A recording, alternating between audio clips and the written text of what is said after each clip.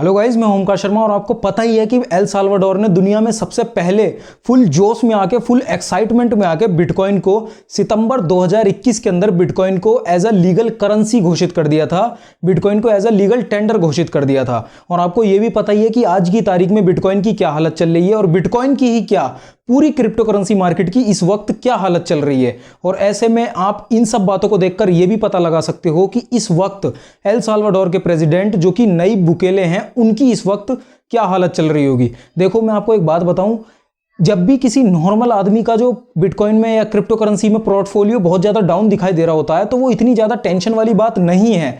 लेकिन अगर एक देश के प्रेसिडेंट का पोर्टफोलियो बहुत ही ज्यादा रेड दिखाई दे रहा हो, डाउन दिखाई दे रहा हो, तो ये बहुत ही ज्यादा टेंशन वाली बात है और बहुत घबराहट वाली बात है। और मैं आपको अगर एक बात और बता दूं तो बिटकॉइन अपने ऑल टाइम हाई प्राइस जो कि नवंबर 2021 में गया था, अपने ऑल टाइम हाई प्राइस से 70% डाउन चल रहा है। तो ऐसे में आप अंदाजा लगा सकते हैं कि नईब बुकेले जो कि एल साल्वाडोर के प्रेसिडेंट है, उनका पोर्टफोलियो इस वक्त कैसा दिखाई दे रहा होगा। और फोर्ब्स की एक रिपोर्ट के मुताबिक नईब बुकेले ने हाल ही में जनवरी के आसपास काफी सारे बिटकॉइंस खरीदे थे। 1800 के आसपास कुछ बिटकॉइंस खरीदे थे, जो कि उन्होंने तब खरीदे थे जब बिटकॉइन की वैल्यू जो थी, पर बिटकॉइन की, एक बिटकॉइन की वैल्यू थी $46,000 के आसपास, मतलब $46,000 के आसपास एक बिटकॉइन था। तब उन्होंने 1800 बिटकॉइन खरीदे थे, जिनकी वैल्यू आज की तारीख में क्या हो गई है एक बिटकॉइन की, वो आप यहां पे देख सकते हैं। और उसमें नईब बुकेले के पास इस समय सिर्फ $66 मिलियन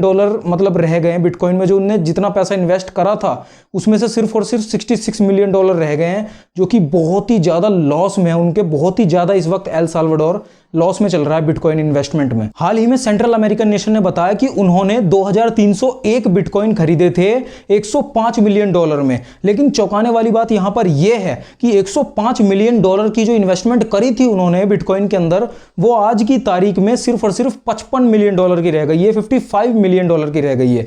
आप अंदाजा लगा सकते हैं 50% से ज्यादा पोर्टफोलियो डाउन है। तो इस समय आप ये सोच में पड़ गए होंगे कि इस समय जो एल साल्वाडोर के प्रेसिडेंट हैं, जिन्होंने लीगल करेंसी घोषित कर दिया था अपने देश की बिटकॉइन को, तो इस वक्त उनकी तो हालत खस्ता हो रखी होगी, वो तो बहुत परेशान होंगे, टेंशन में होंगे। लेकिन ऐसा यहां पर बिल्कुल भी नहीं है।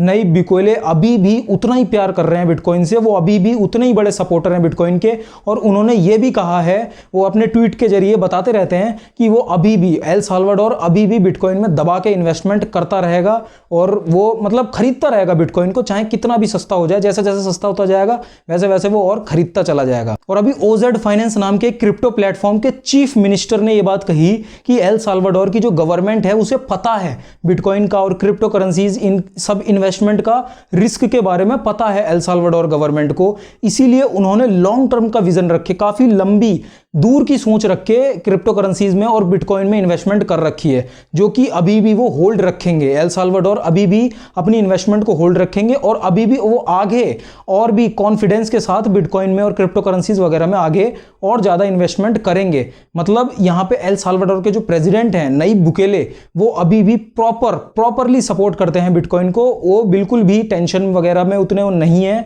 कि बिटकॉइन इतना डाउन जा रहा है। लेकिन मैं आपको एक बात यहां पे एक बात सही बताऊं कि जितना प्यार एल साल्वाडोर के प्रेसिडेंट नईब बुकेले करते हैं बिटकॉइन से, उतनी ही ज्यादा नफरत करती है वहां की एल साल्वाडोर की जनता बिटकॉइन से। क्योंकि अभी हाल ही में एल साल्वाडोरियन यूनिवर्सिटी के अंदर एक पोल कराया गया था, जिसके अंदर पूछा गया था कि यूएस डॉलर या बिटकॉइन मतलब किसको मतलब रखा जाए, हमारे देश की लीगल करेंसी, मतलब लीगल टेंडर किसको रहने दिया जाए। तो उसमें 60% से ज्यादा लोगों ने कहा था कि सिर्फ और सिर्फ यूएस डॉलर को ही रहने दो हमारे देश की लीगल करेंसी। क्योंकि आपको पता ही है कि एल साल्वाडोर के अंदर दो करेंसी इस समय चलती हैं, एक बिटकॉइन और एक यूएस डॉलर। तो 60% लोगों ने कहा था कि सिर्फ और सिर्फ यूएस डॉलर को रहने दो हमारे देश की करेंसी, बिटकॉइन को लीगल टेंडर मत रहने दो। बिटकॉइन की मतलब जो एल साल्वाडोर की जो जनता है, उसका सिर्फ और सिर्फ एक चौथाई हिस्सा है जो जनता का, वो चाहता है कि बिटकॉइन को लीगल टेंडर रहने दिया जाए, लीगल करेंसी रहने दिया जाए।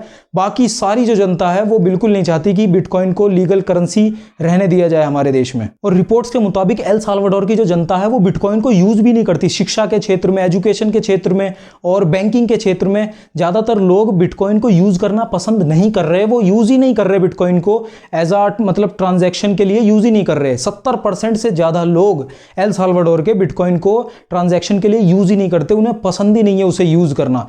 तो ऐसे में एक बहुत ही बड़े क्रिप्टो एक्सपर्ट उन्होंने ये बताया कि इतने बड़े मतलब बिटकॉइन के फेलियर के पीछे एल साल्वाडोर के अंदर सबसे बड़ा कारण है एग्जीक्यूशन का। जो एल साल्वाडोर की गवर्नमेंट है उसने बस रेस में आके, जल्दबाजी में आके कि दुनिया की सबसे पहली कंट्री बन जाए जिसने बिटकॉइन को लीगल टेंडर घोषित कर दिया है, इस रेस में जीतने के चक्कर में एल साल्वाडोर ने जल्दी जल्दी बस बिटकॉइन को लीगल टेंडर घोषित कर दिया, लेकिन उसका एग्जीक्यूशन बिल्कुल सही से नहीं करा गया। कोई प्लानिंग सही से नहीं करी गई, कोई पेमेंट इंफ्रास्ट्रक्चर नहीं बनाया गया। बिटकॉइन को जो अपना जो कानून लागू करा जा रहा है उसके बारे में लोगों को समझाया नहीं गया। लोगों को यह नहीं बताया गया कि बिटकॉइन को किस तरह आप ट्रांजैक्शन कर सकते हो, बिटकॉइन एक्चुअल में है क्या, या फिर बिटकॉइन को किस तरह आप as a payment method use कर सकते हो। ये सारी जो बातें, जो चीजें समझानी चाहिए थी आम जनता को, जब एक पेमेंट मेथड मतलब इंट्रोड्यूस करा जाता है, एक नई करेंसी घोषित करी जाती है देश में, तो उसके बारे में जनता को पूरा अवेयर जो करना था वो अवेयर यहां पर करने में एल साल्वाडोर की जो गवर्नमेंट है वो बिल्कुल फेल हुई है। इसीलिए यहां पर बहुत ही बड़ा फेलियर साबित होता जा रहा है धीरे धीरे बिटकॉइन जो है एल साल्वाडोर देश के अंदर। कुछ लोगों का यहां पर ऐसा भी मानना है कि अगर ये जो एल साल्वाडोर के प्रेसिडेंट है नईब बुकेले,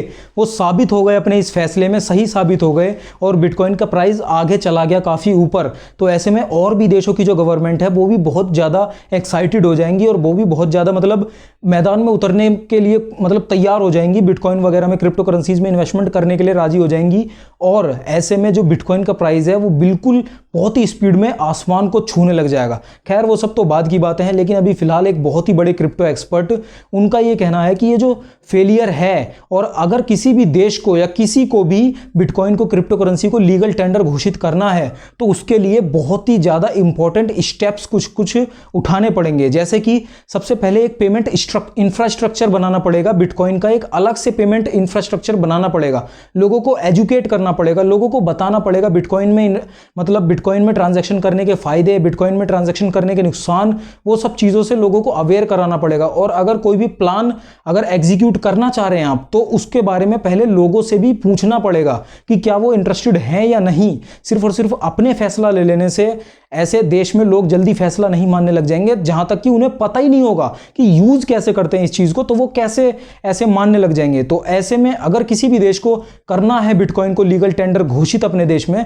तो एक लॉन्ग टर्म प्लान के साथ और एक मतलब पूरा एजुकेशन दे के, मतलब लोगों को एजुकेट करके और पूरा एक तरीके से स्टेप बाय स्टेप काम करना पड़ेगा। डायरेक्ट लीगल टेंडर घोषित कर देना कि जी करने लग जाओ सीधा बिटकॉइन में इन्वेस्टमेंट या फिर बिटकॉइन में मतलब ट्रांजैक्शन करने लगो, तो ऐसे तो कुछ हो ही नहीं पाएगा। कोई इंफ्रास्ट्रक्चर बनानी है, कुछ नहीं है, लोगों को एजुकेशन नहीं मिली है, तो ऐसे हमेशा फेल ही होगा। और यही कारण है कि इस वक्त एल साल्वाडोर की जो जनता है उसे इतनी मोहब्बत नहीं है बिटकॉइन से जितनी कि एल साल्वाडोर के प्रेसिडेंट को है, क्योंकि उन्हें एजुकेशन है बिटकॉइन के बारे में, लेकिन उन्होंने अपने देश की जनता को उतनी एजुकेशन नहीं दी। इसीलिए जनता नहीं पसंद करती उतना बिटकॉइन को, ना इस्तेमाल करना और ना ही सपोर्ट में है बिटकॉइन को लीगल टेंडर घोषित रहने देने के लिए। लेकिन एल साल्वाडोर के प्रेसिडेंट हैं वो पूरा सपोर्टर है दबा के, वो अभी भी बिटकॉइन को पूरा सपोर्ट करते हैं और कह रहे हैं कि दबा के इन्वेस्टमेंट चलती रहेंगी बिटकॉइन के अंदर। तो ऐसे में आप मुझे बताइए, क्या एल साल्वाडोर ने जो फैसला लिया बिटकॉइन को लीगल टेंडर घोषित करने का, क्या वो एक सही फैसला था या फिर एक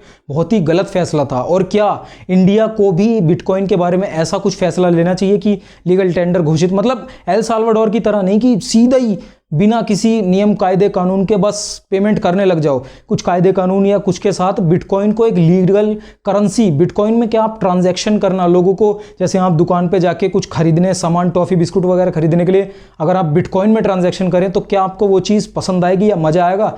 ये चीज़ आप मुझे कमेंट में जरूर बताओ। इतना ही था इस वीडियो के लिए। आशा करता हूँ आपको इस वीडियो से कुछ ना कुछ वैल्यू जरूर मिली होगी। अगर मिली तो इस वीडियो को लाइक जरूर कर दें, इस चैनल को सब्सक्राइब कर लें ऐसी ही क्रिप्टो से रिलेटेड नॉलेजेबल वीडियोस वगैरह देखने के लिए। और अगर आप क्रिप्टो करेंसीज में इन्वेस्टमेंट करना चाहते हैं तो मैं आपको एक जेन्युइन ऐप सजेस्ट कर सकता हूँ, जिसका लिंक मैंने डिस्क्रिप्शन में दे रखा है, जिसका नाम है कॉइनस्विच कुबेर। काफ़ी जेन्युइन ऐप है, चाहे तो आप डाउनलोड कर सकते हैं। पहले इन्वेस्टमेंट करते ही 50 रुपये का बिटकॉइन आपको फ्री ऑफ कॉस्ट मिल जाएगा। तो thanks for watching this video. अपना ध्यान रखें, मैं मिलता हूँ आपसे अगली वीडियो में।